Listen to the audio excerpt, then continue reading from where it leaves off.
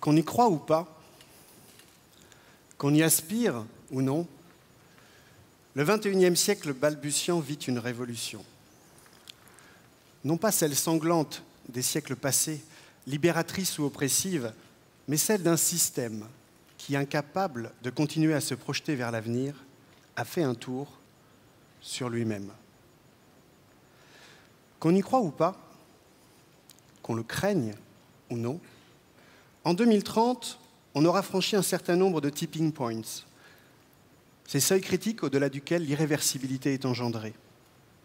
En 2030, on sera à 8 milliards aidés, il n'y aura pas assez de lithium pour tous nos portables, il n'y aura pas assez de pétrole pour toutes nos voitures, et il n'y aura plus le gaz à tous les étages.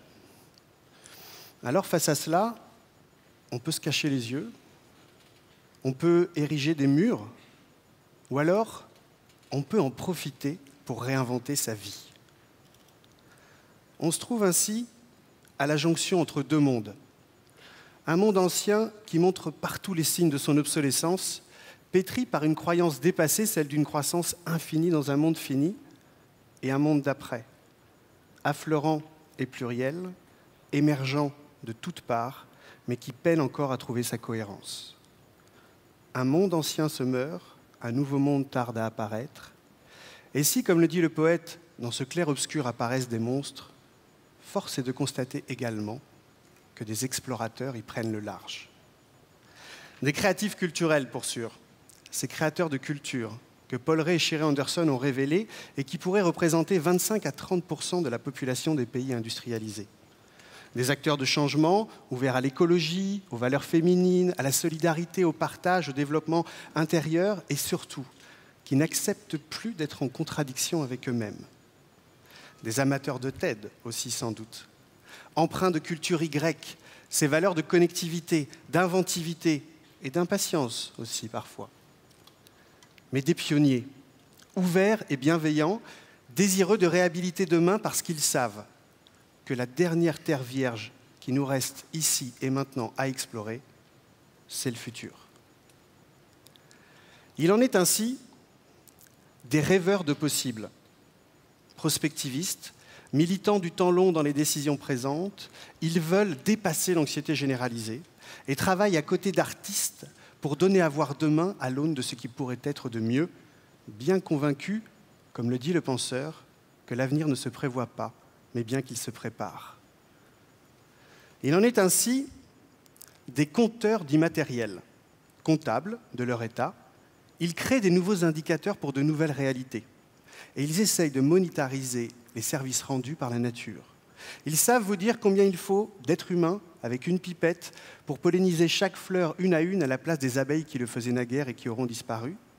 Mais ils savent vous dire aussi, en calculant le capital immatériel de l'entreprise, quelle est la vraie valeur des entreprises. Et ça change pas mal le regard. Il en est ainsi des artisans du libre, accros à l'économie du don et du partage, grands amateurs de bidouille camp, ils croient en une intelligence collective globale qui pourrait dépasser le système pyramidal de nos sociétés si inadapté aux enjeux du siècle. Et ils montrent, par une pratique régulière et quotidienne, qu'un modèle agile, avec une collaboration qui dépasse la concurrence, peut créer de la valeur.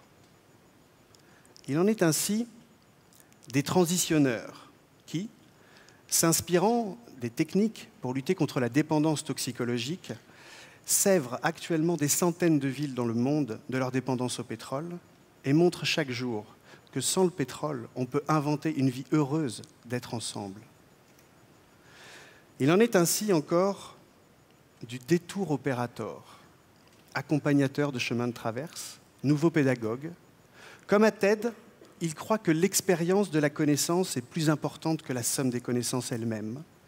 Et il propose à des voyageurs volontaires du siècle qui vient d'aller explorer les souhaitables, jalonnant le parcours d'inspiration pour faire d'une formation une transformation.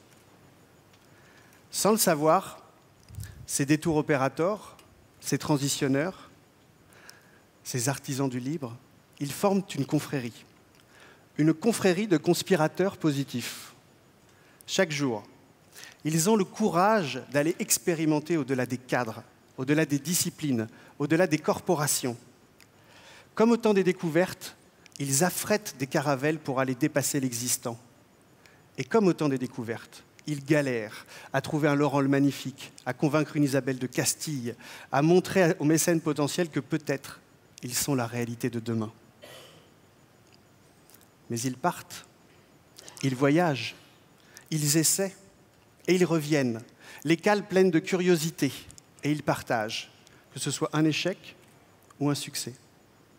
Optimistes offensifs, ils luttent contre la sinistrose par l'exemple et ont décidé de passer de l'incantation à l'incarnation du « je veux que ça change » à « je suis porteur du changement ». Avec une philosophie qui déstresse tout le monde, au pire, ça marche. Il y a 10 ans, on les dégageait du sérieux des mondanités et des discussions en les qualifiant d'utopistes.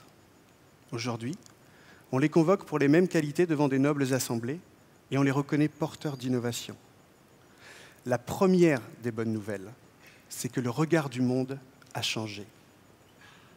La deuxième des bonnes nouvelles, c'est vous qui allez l'annoncer. Imaginez dans votre réalité, dans votre quotidien, dans votre expérience du temps présent. Est-ce que vous vous sentez de partager votre voiture, votre canapé et vos idées? Est-ce que vous vous sentez tous les jours un peu plus profondément réinventer votre métier? Est-ce que vous vous sentez capable de vivre mieux avec moins? Si vous sentez une de ces 3 réalités, je vais vous demander de vous lever et de rester debout.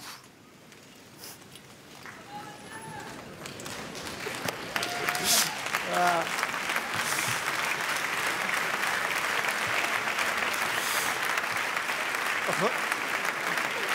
La bonne nouvelle, c'est vous. La bonne nouvelle, c'est que tout ceci n'est pas une fable. C'est une nouvelle révolution et que bien loin d'être esseulé, vous êtes la preuve que nous sommes légion. Merci à vous.